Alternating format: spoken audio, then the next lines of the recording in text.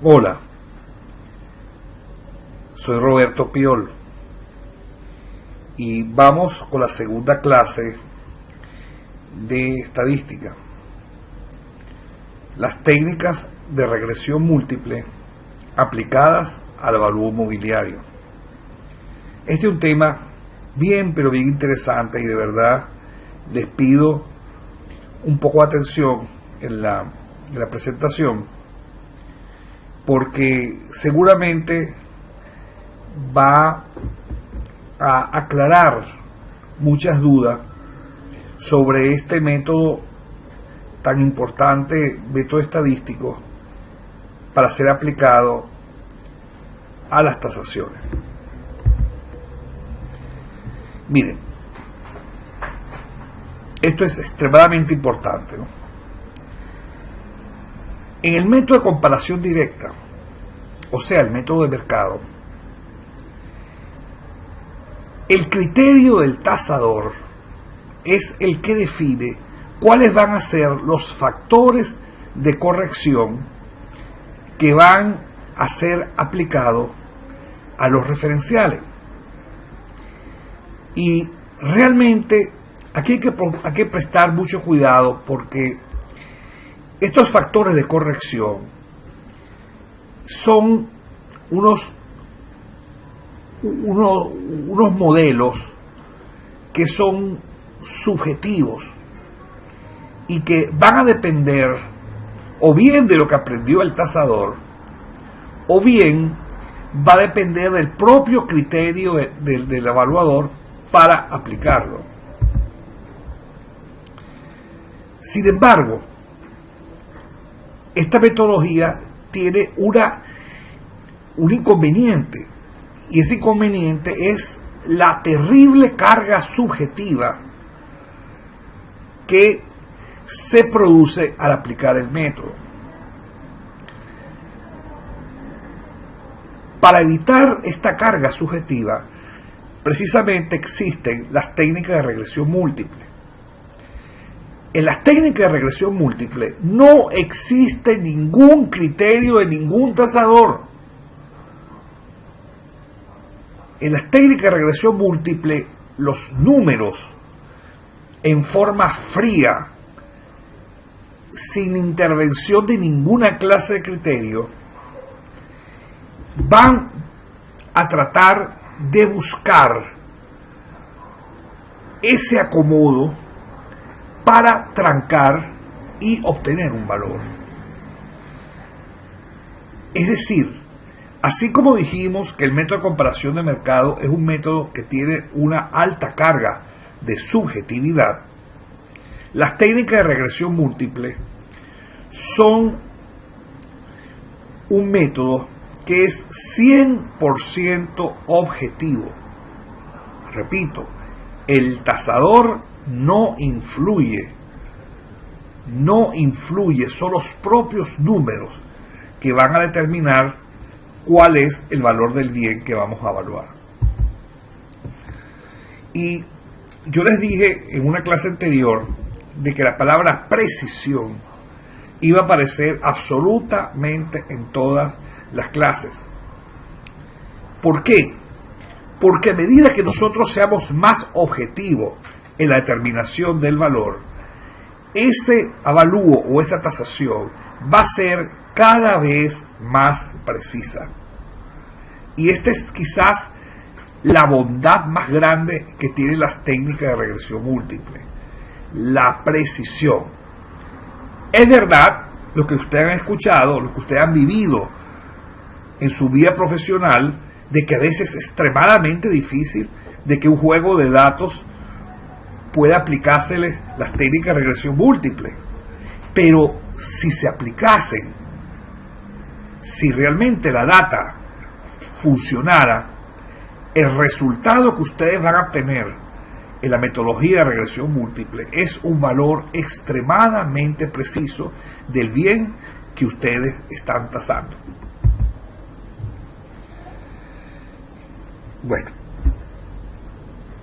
mucha gente me dice, pero es que no siempre se puede aplicar las metodologías de regresión múltiple, etcétera, etcétera. Y es verdad, Es correcto, no siempre se pueden aplicar las técnicas de regresión múltiple para determinar el valor de un bien. Precisamente porque no se pueden aplicar en todas las datas las técnicas de regresión múltiple, es que nosotros debemos recurrir al método de mercado, pero no al revés. Nosotros primero probamos si realmente por las técnicas de regresión se puede resolver el avalúo, y si no, vamos al método de mercado, y eso lo vamos a discutir durante las próximas 2 clases. Miren, ¿por qué no siempre se puede aplicar las técnicas de regresión múltiple? Bueno, el problema de esta clase estadística, que es parte de la estadística descriptiva, se debe a que en las técnicas de regresión múltiple solamente consideramos modelos matemáticos rígidos, tan rígidos que no siempre pueden converger en un valor. Es decir, para que la regresión exista debe cumplirse una serie de requisitos. Y, señores, cuando estamos frente a un mercado inmobiliario donde los comparables son dispersos, realmente ocurre un fenómeno que se llama la presencia de valores típicos. Esa presencia de valores atípicos, esa presencia de valores que una vez que nosotros hemos efectuado todo el chequeo para seleccionarlo, cumple con todos los requisitos para seleccionarlo, pero en realidad no pertenece a la muestra, es que se debe la razón principal por la cual no siempre las técnicas de regresión múltiple pueden converger a un valor. Pero si las técnicas de regresión múltiple son capaces de converger a un valor, este valor va a ser extraordinariamente preciso. Y eso es quizás la gran bondad de esta metodología.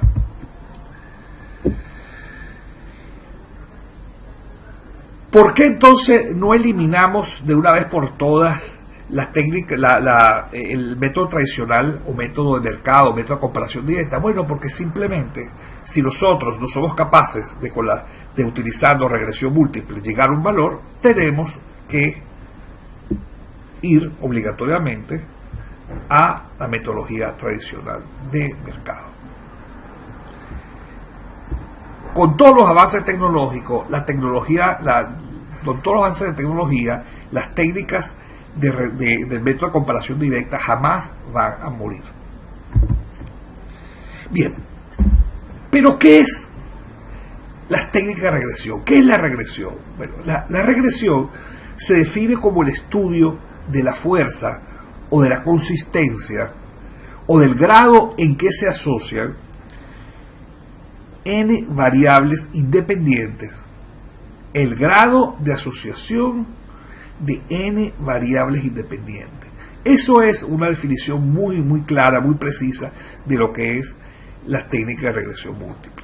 El estudio de la fuerza, consistencia o grado de asociación de n variables que sean entre ellas independientes. Y esto lo vamos a ver más adelante. Bien, y quizás la utilidad más práctica de las técnicas de regresión múltiple consiste en que permiten predecir, en el caso de nosotros, simples tasadores, predecir un valor en base a una serie de datos y una serie de variables. Bien, vamos a verlo, si bien en una forma muy esquemática. Vamos a ver qué es lo que hace la computadora para determinar un modelo de regresión. Si vemos en la presentación, tenemos una curva, en este caso una recta, color roja, de la forma y igual beta sub 0 más beta sub 1x. Bien, el problema de esa curva roja que estamos allí es que no conocemos los coeficientes beta sub 0 y beta sub 1. Y para poder nosotros determinar el modelo de esa curva necesitamos esos dos parámetros. Entonces nosotros lo que hacemos es un truco. El truco consiste en color verde dibujar o plotear una familia de curvas, en este caso una familia de rectas para la explicación, de la forma y sombrerito igual a más bx. Bien, y sombrerito igual a más bx no es una curva, es una familia de curvas, y existen infinitas curvas cuyo modelo es y sombrerito igual a más bx. Es decir, esa familia de curvas verdes corresponden a infinitas curvas verdes, infinitas rectas verdes en nuestro caso. Bien, ¿qué es lo que va a hacer la computadora? La computadora va a tratar de esas infinitas curvas verdes seleccionar una que coincida punto a punto con la curva roja. Al momento que la computadora, utilizando su algoritmo, que son unos algoritmos por cierto matriciales, la computadora al determinar cuál es de esas infinitas curvas que componen la familia de curvas verdes, busca una que coincida punto a punto con la curva roja. Y en ese momento tenemos la solución, es decir, conocemos la forma del modelo verde que coincide punto a punto con el modelo rojo. Por lo tanto, conocemos la ecuación, conocemos el modelo de la curva roja. Y eso es lo que hace la computadora. Es algo que para nosotros realmente es transparente. Ella eso es lo que busca. De las infinitas curvas verdes busca una que coincide punto a punto con la curva roja. Bien, pero decirlo es una cosa y hacerlo es otra. ¿Por qué? Porque para conseguir esa curva verde que coincide punto a punto con la curva roja, deben cumplirse una serie de condiciones. En realidad son 9. Y esa es una de las razones por la cual es tan pero tan difícil converger una regresión múltiple en un valor. Porque son muchas condiciones, estrictas no, estrictísimas, y rebuscadas. Rebuscadas no, rebuscadísimas. Bien, vamos a verla una por una.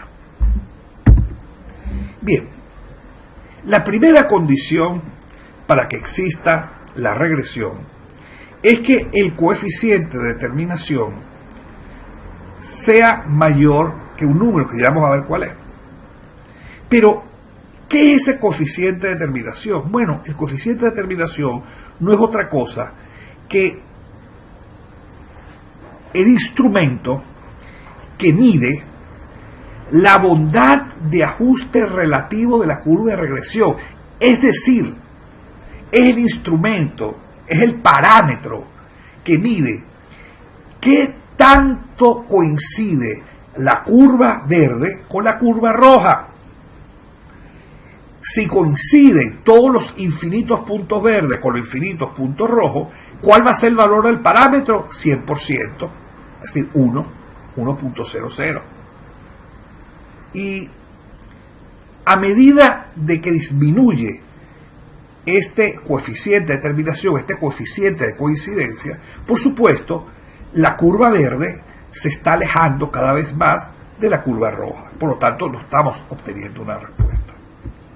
Bien, para efectos de este curso y para efectos de realmente nuestra vida profesional como tasadores, es suficiente que el coeficiente de determinación sea mayor o igual que 0,70.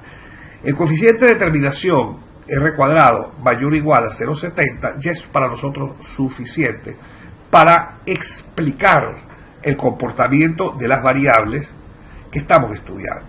Es decir, ¿Qué significa r cuadrado igual a 0,70? Bueno, significa que los datos que hemos seleccionado y las variables que hemos escogido explican el fenómeno en un 70%.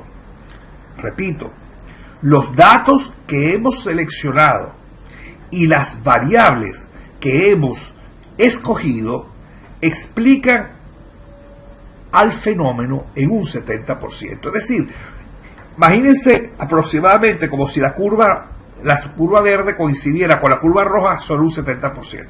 Esa es una forma de verlo, ¿ok?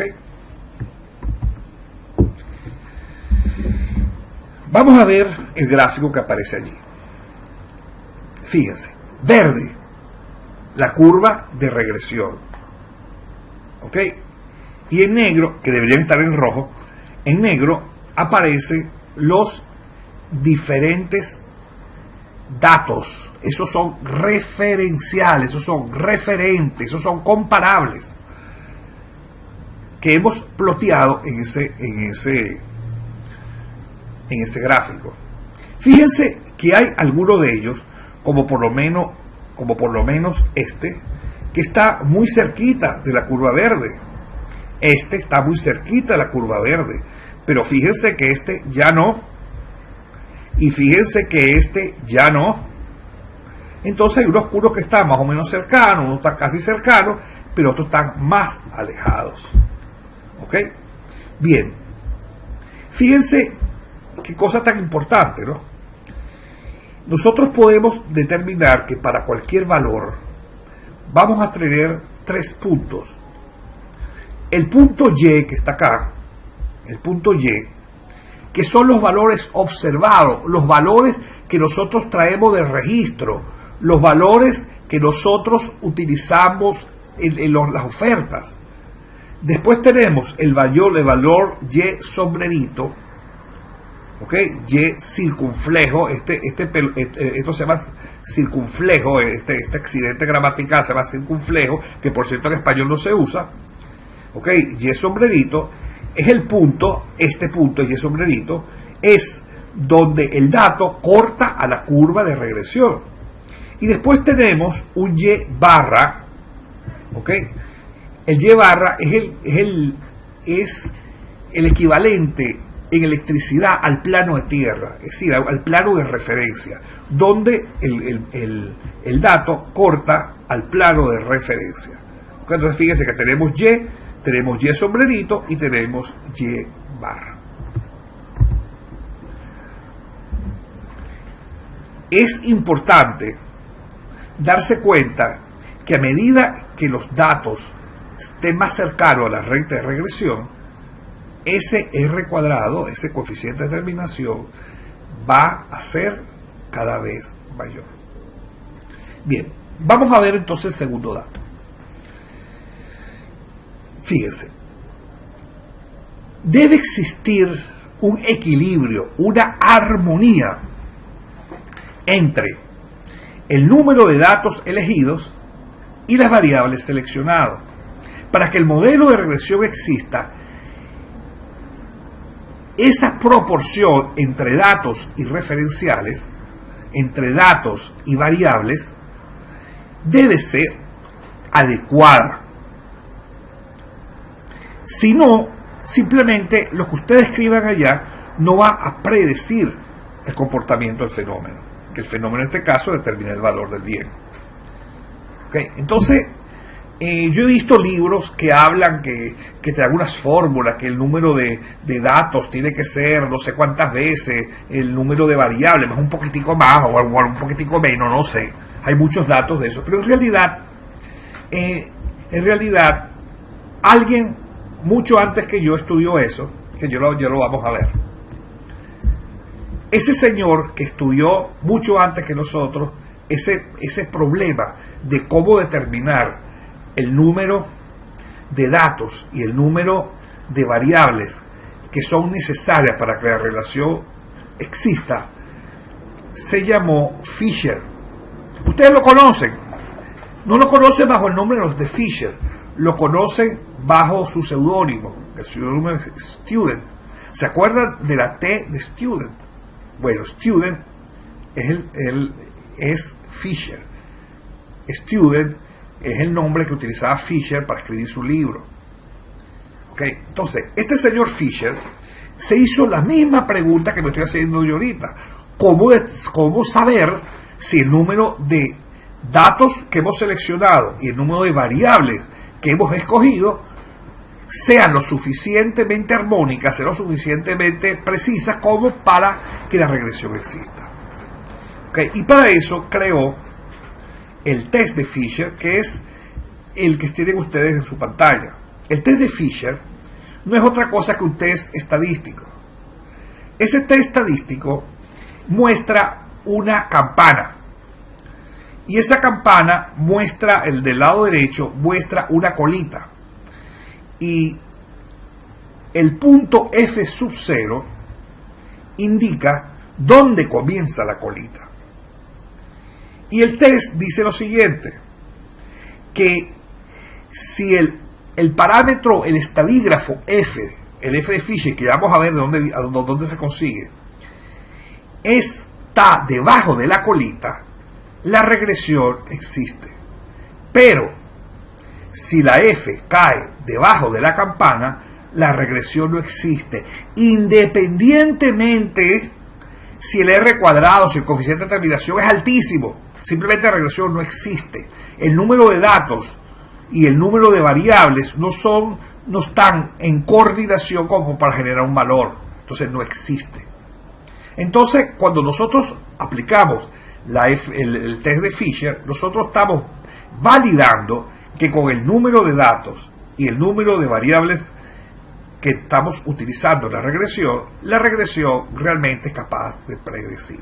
Fíjense que la condición para que la F caiga debajo de la colita es que F tiene que ser mayor que F de prueba. Si tenemos aquí la F de prueba, que es donde comienza la cola, de aquí en adelante, si el F cae de aquí en adelante, la regresión existe. Es decir, si F es mayor que F de prueba, la regresión existe. Bien, en el ejemplo vamos a verlo con mayor claridad que dónde se obtiene el F y dónde se obtiene el F de prueba.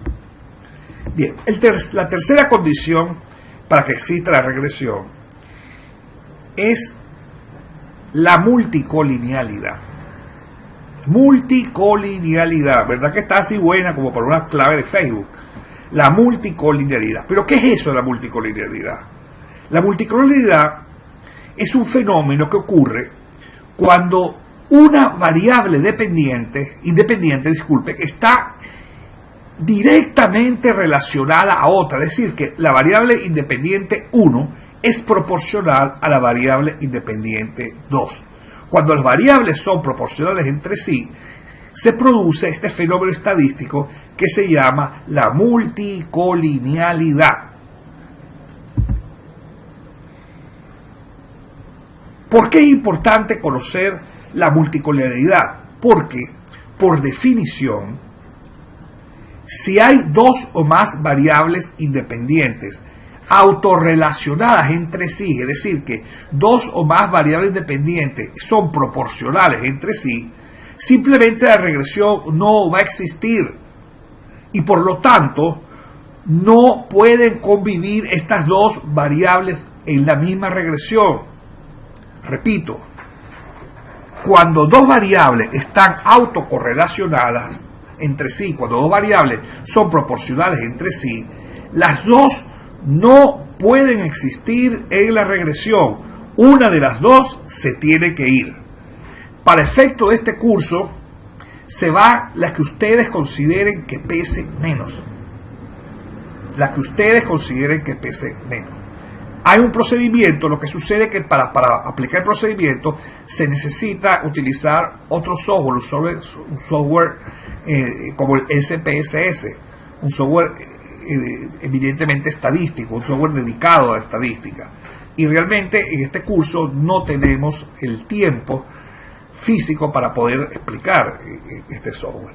Entonces, pero por lo pronto, lo que realmente es importante, lo que realmente es extremadamente importante, es que si hay dos o más variables correlacionadas, no pueden coexistir en la regresión.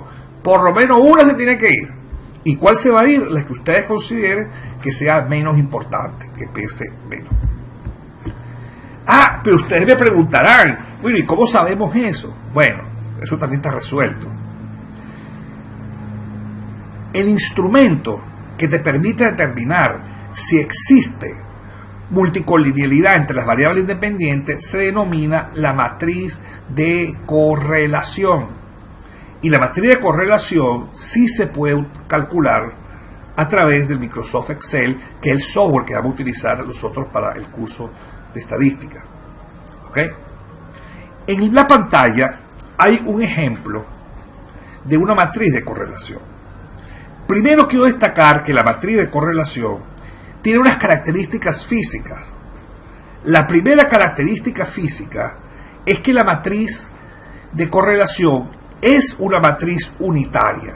¿Qué significa que es una matriz unitaria? Bueno, significa que la diagonal principal, fíjense, 1, 1, 1, 1. La diagonal principal está compuesta únicamente de unos.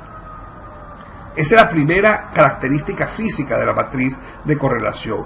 Es una matriz unitaria o una matriz unidad. ¿Qué es una matriz unitaria? Una matriz unidad, aquella matriz cuya diagonal principal es 1. Y la segunda característica física es que la matriz de correlación es una matriz simétrica.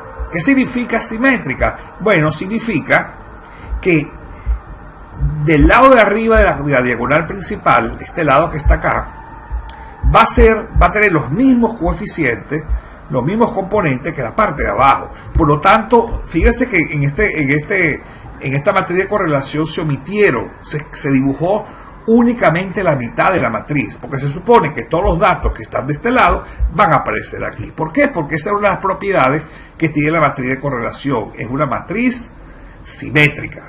Lo que está encima de la diagonal principal también está debajo de la diagonal principal. De hecho, señores, los software estadísticos dibujan solo media matriz, porque se supone que el que lo está utilizando sabe. ¿Okay? Pero lo realmente importante de la matriz de correlación son los coeficientes de correlación, que son los diferentes números que conforman la matriz.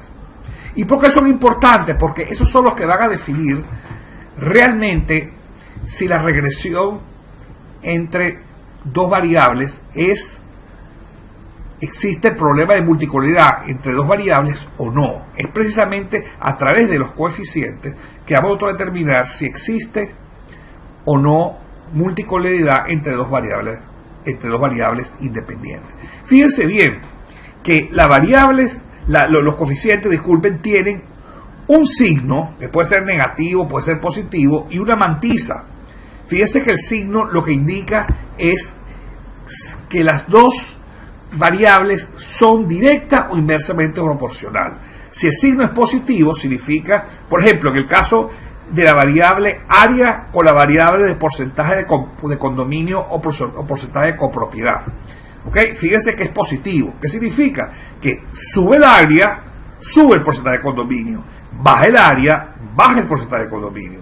Pero también el signo puede ser negativo, como es el caso del coeficiente que relaciona la variable área con la variable edad. Es negativo. ¿Qué significa? Que entre la variable área y la variable edad es inversamente proporcional.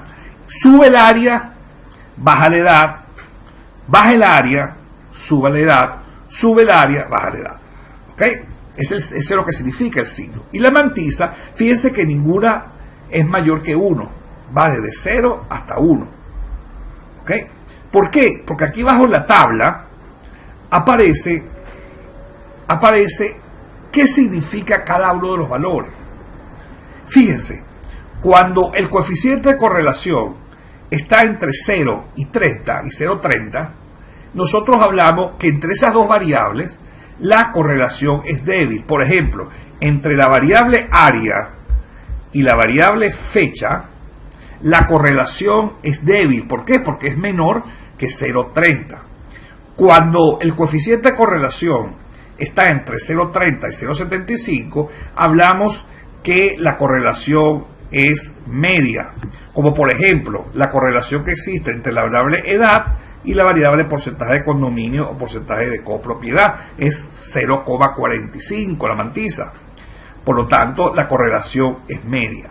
Pero también la correlación puede ser mayor de 0,75, como es el caso de este coeficiente, que es el coeficiente que asocia el porcentaje de condominio con la variable fecha. Fíjense que es 0,89, mayor que 0,75. Por lo tanto, entre la variable porcentaje de condominio y la variable fecha, la correlación es fuerte. Y ahí es donde está el quiz del asunto.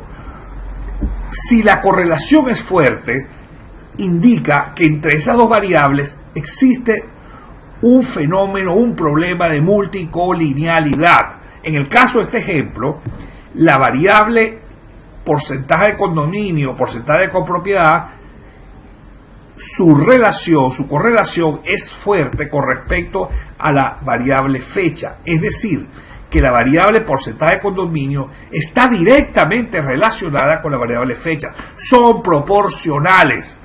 Por lo tanto, las dos no pueden vivir en la regresión. Una de las dos se tienen que ir. ¿Cuál se va? Para efecto de este curso, la que ustedes consideren que afecte menos la regresión, la que sea más débil, la que sea menos ilustrativa. ¿Ok?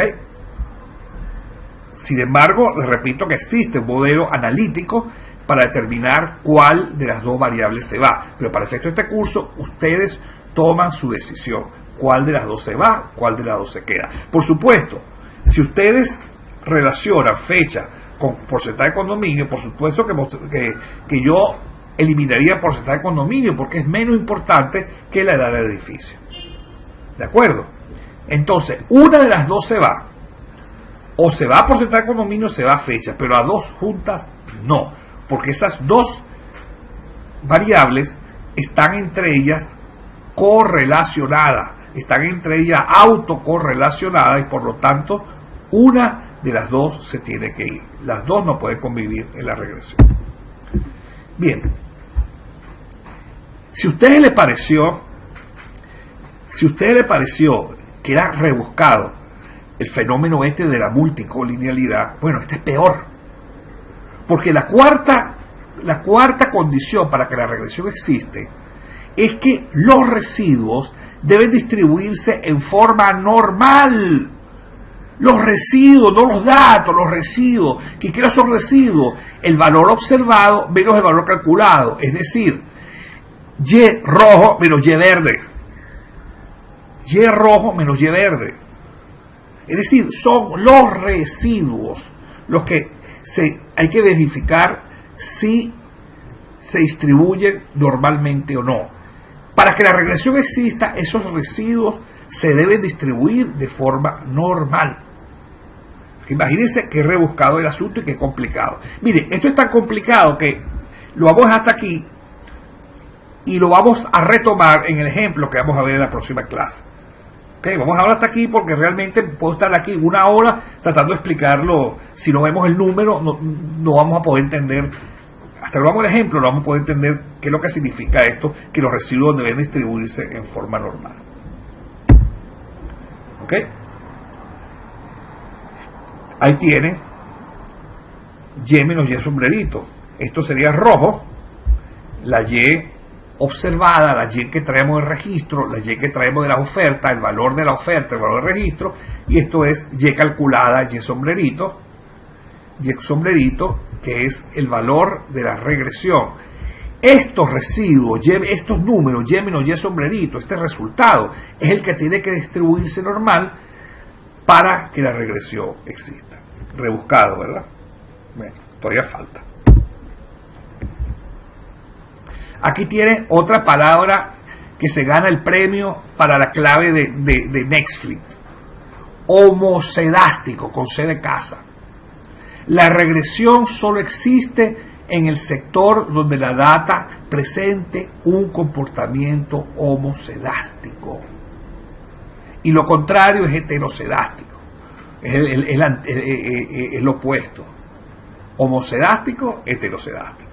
Fíjense que la regresión solamente existe donde la data presente un comportamiento homocedástico.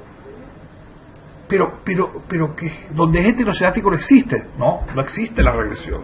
Aunque en papel exista, en la zona heterocedástica no se puede predecir. Solamente se puede predecir la zona homocedástica. Y lo vamos a ver con el siguiente ejemplo. Miren, aunque ustedes no lo crean, ese ejemplo que está allí es la trayectoria de una serie de un pedrigón, de unas municiones disparadas por una escopeta. ¿Sí? Esa es la trayectoria de los pedrigones cuando salen del cañón de la escopeta y llegan al blanco.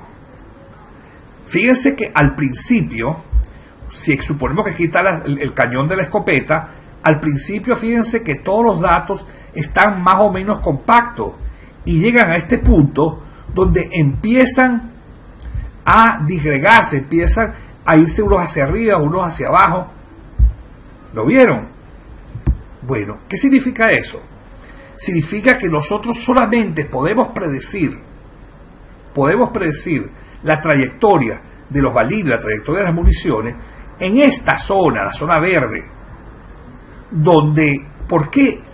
Porque esto es lo que se considera la zona homocedástica, la zona que tiene que estar, en cambio aquí no, aquí la dispersión de la munición, la dispersión de los pedrigones es tan, pero tan alta, que simplemente nosotros utilizando la ecuación que genera esta regresión, no podemos determinar la trayectoria vertical de la munición. ¿Por qué? Porque esta zona en roja es la zona heterocedástica. Y la regresión solamente se puede predecir aquí. La regresión solamente funciona en esta zona. En esta zona no funciona. Aunque el R cuadrado sea grande, grandísimo, sea cercano a 100, aunque no haya problema de multicolorialidad, pero simplemente el papel lo aguanta todo, pero la verdad no. Solamente somos capaces de predecir el fenómeno en esta zona, en la zona homocedástica. Miren, para efecto de este curso, solamente yo se lo estoy mencionando en el material. En el material está la explicación completa de cómo se calcula la zona homocedástica. Pero lamentablemente aquí necesitaría mucho tiempo para poder explicarla. Y si a ustedes les parecen poco, todavía existen 4 condiciones adicionales, que por supuesto no las vamos a ver, porque si se cumplen estas 5 primero, lo más probable es que se cumplen las otras 4. Así que cuando ustedes se preguntaban por qué no todos los avalúos se pueden hacer por regresión múltiple, aquí tienen su respuesta. El modelo es tan, pero tan rígido que requiere 9 condiciones, de las cuales, como ustedes se han dado cuenta, una es más rebuscada que la otra. Pero cuando la regresión múltiple es capaz de converger en un valor, ese valor es terriblemente preciso, mucho más preciso que utilizáramos los métodos convencionales de mercado. Bien, vamos ahora que hemos visto la teoría, vamos a implementar las técnicas de regresión múltiple como metodología evaluatoria. Ya vimos toda la teoría y ahora vamos a implementarla, ahora vamos a tratar de hacer el avalúo con lo que hemos aprendido. Bien, fíjense, una de las características más notables de la regresión múltiple es que solamente funciona con variables numéricas. Variables numéricas o variables que puedan ser reducidas a números. Ella funciona con números. Solamente los números son los que pueden entrar en una ecuación de regresión múltiple. Las condiciones, como por ejemplo vista al mar, las condiciones como por ejemplo un vecindario de clase de clase B, como por ejemplo el tipo de conservación y mantenimiento, no pueden entrar porque no son números. ¿Cómo no? Ustedes podrán decirme, sí, pero podemos transformarlo en números, sí, pero para transformar en números necesitamos unos criterios y perdemos la subjetividad. Porque los criterios son, como dijimos anteriormente, son subjetivos. Entonces realmente no ganamos nada buscar una metodología extremadamente numérica al aplicarle subjetividad. Entonces solamente podemos entrar números o variables que puedan ser reducidas a números. Aquí lamentablemente, y eso se debe al fallo de muchas personas que tratan de forzar a la regresión utilizando variables no numéricas, como son variables de condiciones, que dice la condición vista al mar o no vista al mar. Eso le dicen en estadística variables dicotómicas, que tienen dos condiciones, sí o no. Apartamento con piscina, apartamento sin piscina. ¿Ok? Entonces, la primera condición para que la regresión se pueda hacer es que solamente pueden entrar variables que son numéricas. Fíjese, vamos a ver un ejemplo. Supóngase que su cliente le pide la tasación de un departamento. ¿Ok? Entonces nosotros vamos a buscar todas las variables posibles para las cuales creemos nosotros, en nuestro criterio, que van a influenciar en la determinación del valor. Entonces comenzamos. La primera variable es el precio unitario, por supuesto. Es el precio unitario. Eso no, ese es el precio. Es la variable Y, la variable dependiente. Vemos el área o la superficie del apartamento. ¿La variable área es numérica o no es numérica? Es numérica, ¿verdad? Por eso que está en color verde. Pero la variable vecindario, fíjense que está en color rojo. ¿Por qué? Porque la variable vecindario no es una variable numérica, es una variable condicional, es una variable cualitativa. Demuestra una cualidad, demuestra una condición. Entonces, si ustedes tratan de transformar la variable vecindario, que no es una variable numérica, a numérica, ustedes van a tener que crear una tabla de contingencia, es decir, ustedes van a tener que clasificar los diferentes vecindarios.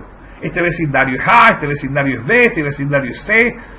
Entonces están llenando de subjetividad un método que es evidentemente objetivo, por eso que está en rojo. La variable vista, por ejemplo, vista al Ávila, en Caracas que tanto gusta mirar al Ávila. La condición es una variable dicotómica, 1 con vista al Ávila, 0 sin vista al Ávila. Esa es una variable que también es cualitativa. Por lo tanto, ustedes deberían, para poder entrarla, deberían entrarla con ceros o 1. Pero el problema es que las variables dicotómicas no son números, son condiciones, prendido, apagado, blanco, negro. Entonces la variable vista tampoco puede entrar en la regresión. Vamos a ver más adelante que estas variables tienen otra metodología para utilizarla. La variable número de puestos de estacionamiento está en verde, porque si es numérica, 1 puesto, 2 puestos, 3 puestos. La variable número de habitaciones está en verde, porque también es numérica, 1 habitación, 2 habitaciones, 3 habitaciones. Si el edificio es ecológico o no. ¿Qué significa edificio ecológico? Esos edificios que tienen artefactos para eliminar la contaminación, como por ejemplo los calentadores. Utilizan en el techo paneles solares para calentar. ¿Cómo no? Eso es muy loable, muy interesante, pero es una condición. Tú lo puedes transformar eso a números. ¿Por qué? Porque tienes referenciales cuyos edificios son ecológicos o referenciales cuyos edificios no son ecológicos, 0, 1. Es algo parecido a la variable vista. Por lo tanto está en rojo. El porcentaje de condominio sí está en verde porque es un número. A medida que ese porcentaje es mayor, el apartamento paga más o menos cuota de condominio, paga más gastos comunes o menos gastos comunes. En muchos países de Latinoamérica, antes de preguntarle al vendedor el precio, lo primero que te pregunta es cuánto se paga en gastos comunes. Es decir, esta es la variable porcentaje de condominio. Áreas comunes en rojo. ¿Por qué? Porque las áreas comunes hay que definirlas.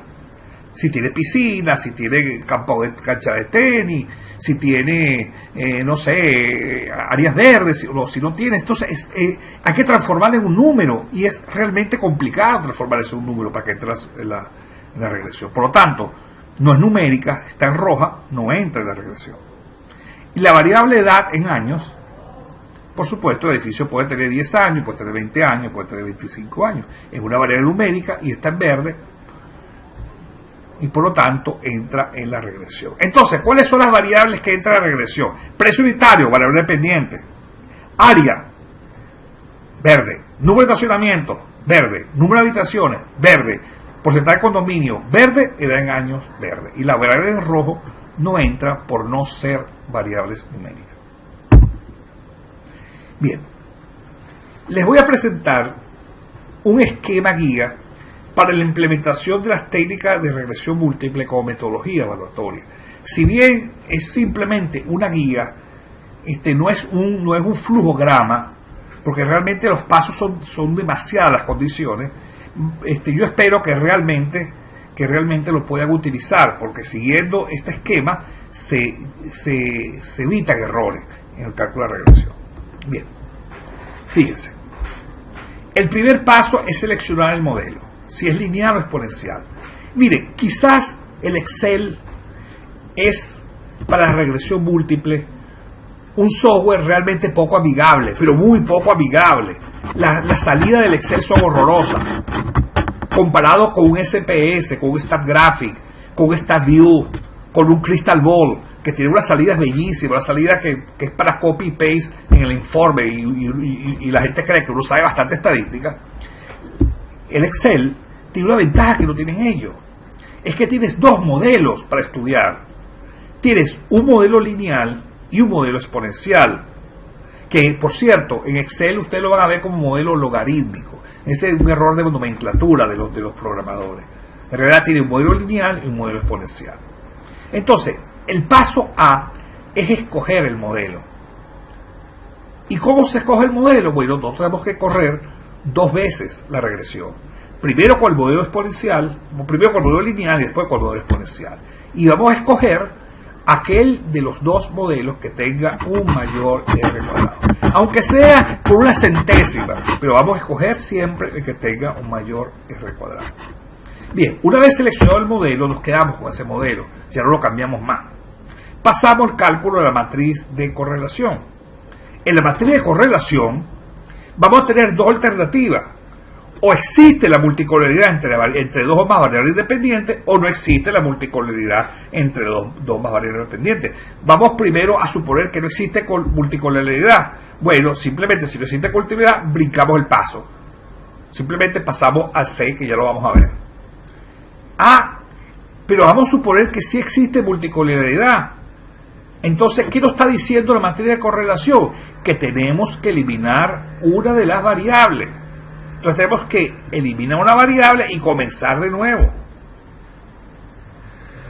Una vez que eliminemos la variable y comenzamos de nuevo con las variables que nos quedan, pasamos al paso C.